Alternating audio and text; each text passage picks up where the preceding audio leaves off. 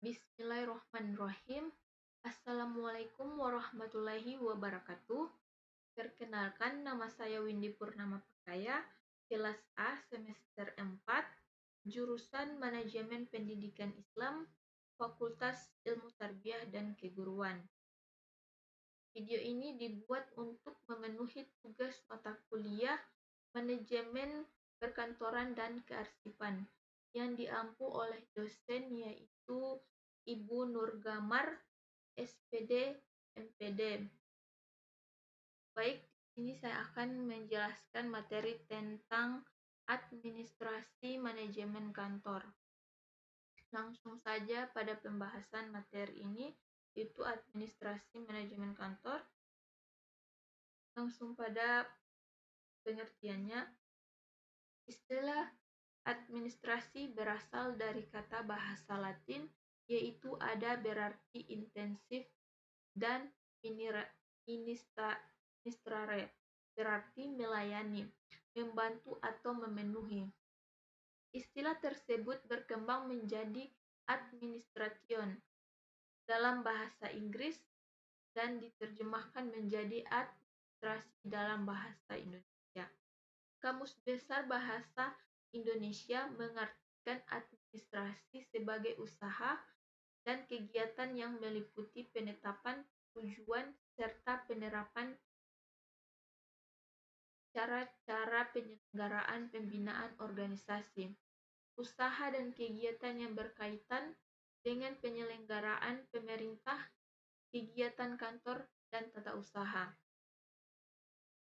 Pada kenyataannya, banyak orang menganggap administrasi adalah tata usaha dan menganggap pekerjaan administrasi adalah pekerjaan ketatausahaan. Istilah berikut adalah kantor, yang berasal dari bahasa Belanda kantor dan dalam bahasa Inggris office. Kantor adalah tempat dan aktivitas atau kegiatan dalam menunjang pimpinan untuk mencapai tujuan. Materi selanjutnya itu aktivitas kantor.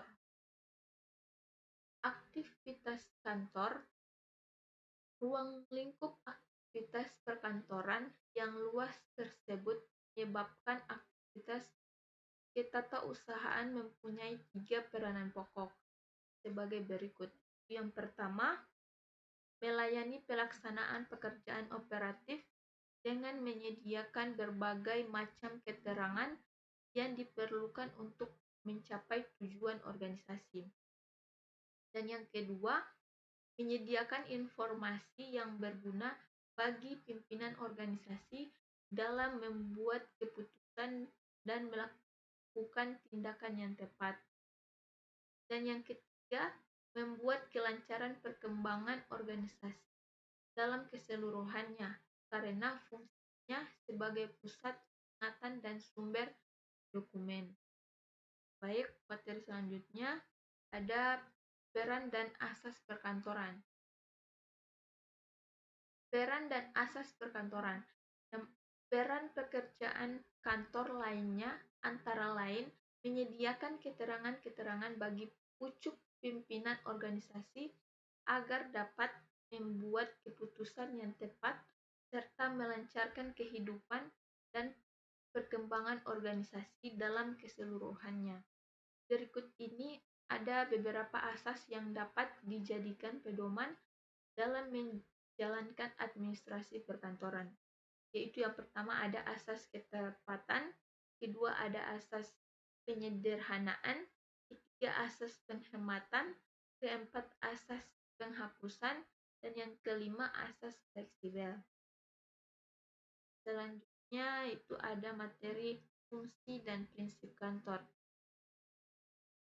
Fungsi dan prinsip kantor itu ada fungsi itu terbagi atas 5, yaitu ada fungsi rutin, fungsi teknis, fungsi analisis, fungsi interpersonal, dan fungsi manajerial. Prinsip terbagi atas 7, yaitu perencanaan kerja, yang kedua pengorganisasian kerja, dan yang ketiga kepemimpinan kerja, keempat pengendalian kerja, yang kelima komunikasi efektif, dan yang keenam tatanan kantor, dan yang ketujuh peningkatan mutu layanan. Materi selanjutnya itu sistem perkantoran. Pengguna sistem dalam sebuah kantor yang dibuat sesuai kebutuhan akan menghasilkan manfaat sebagai berikut, yaitu melancarkan pekerjaan perkantoran, yang kedua mengurangi keterlambatan dan hambatan, dan yang ketiga pengawasan atau kontrol lebih baik, dan yang keempat penghematan tenaga, waktu, dan biaya tata usaha. Dan yang kelima, meningkatkan koordinasi berbagai seksi dan bagian dalam organisasi. Dan yang keenam, kemudahan dalam melatih para pegawai. Baik, yang materi selanjutnya